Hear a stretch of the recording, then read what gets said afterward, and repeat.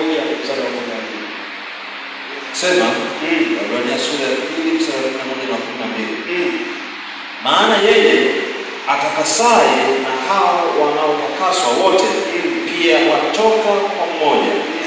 Kwa ajili hii haoni haya kuwaita ndugu zake, akisema, nitalihubiri jina lako kwa ndugu zangu, katikati ya kanisa nitakuimbia sifa. Amen. Yohana sura ya 1 mstari wa 12.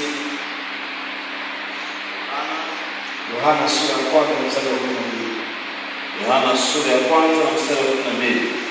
Bali wote waliopokea aliwapa uwezo wa kufanyika watoto wa Mungu, ndio wale waliaminio jina lake. Amen. Ukishaliamini jina la Yesu unafanya kuwa mtoto wa Mungu. Na ukishafanyika mtoto wa Mungu unakuwa sehemu ya familia. Lakini katika maisha haya ya kazi ya msalaba na vitu vinaitwa vizuizi. Vizuizi vinavunjwa kwa njia ya kazi ya msalaba. Naposema vizuizi kwa maana ni pingamizi. Pingamizi ndani ya maisha ya mwanadamu, pingamizi ndani ya jamii, pingamizi ndani ya familia, pingamizi ndani ya kazi zako, pingamizi ndani ya destiny ya maisha ulionayo, vinavunjwa kwa njia ya msalaba. Kusoma kitabu cha Efeso sura ya 2 mstari wa 13 mpaka wa 16.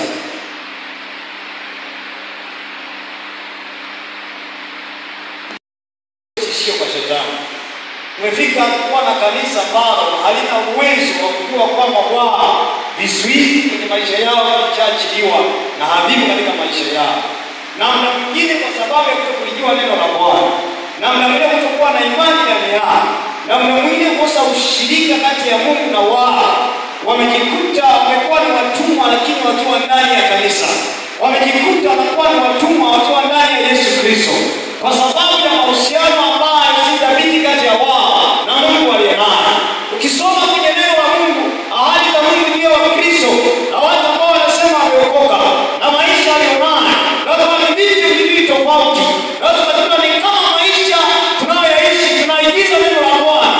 Lazima tuwe kama vile neno tulionalo ndani ya maisha yetu, kwamba halina nguvu ya kufanya kila ambacho Biblia inasema. Hadi wasoma jioni ya leo ili kuyachunguza kwa watu ambao wa Kristo ambao wameokoka.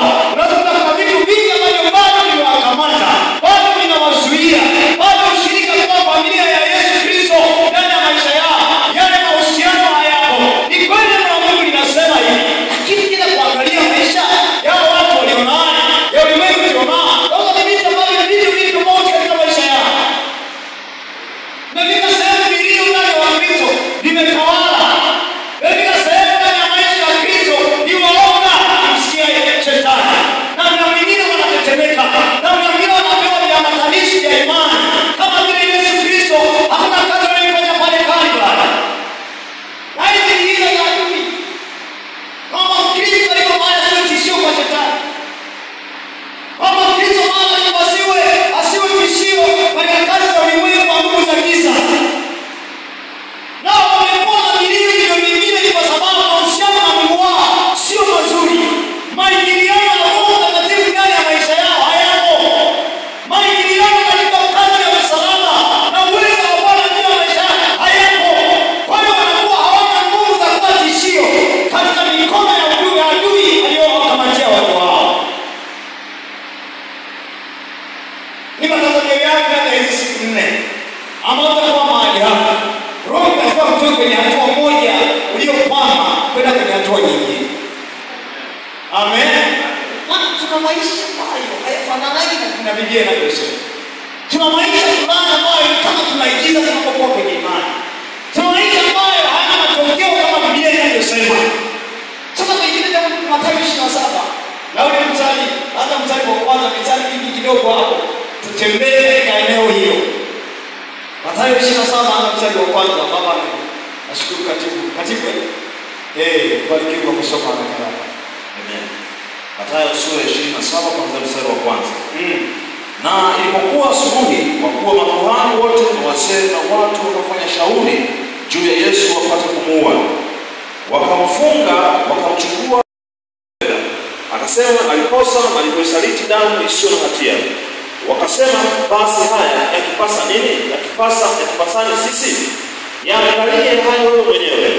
Akavitupa vile vipande vya fedha katika hekalu, akaondoka akaenda akajinyonga. Wakuu wa makuhani wakavitwaa vile vipande vya fedha, wakasema, si halali kuviweka katika sanduku ya sadaka, kwa kuwa ni kima cha damu.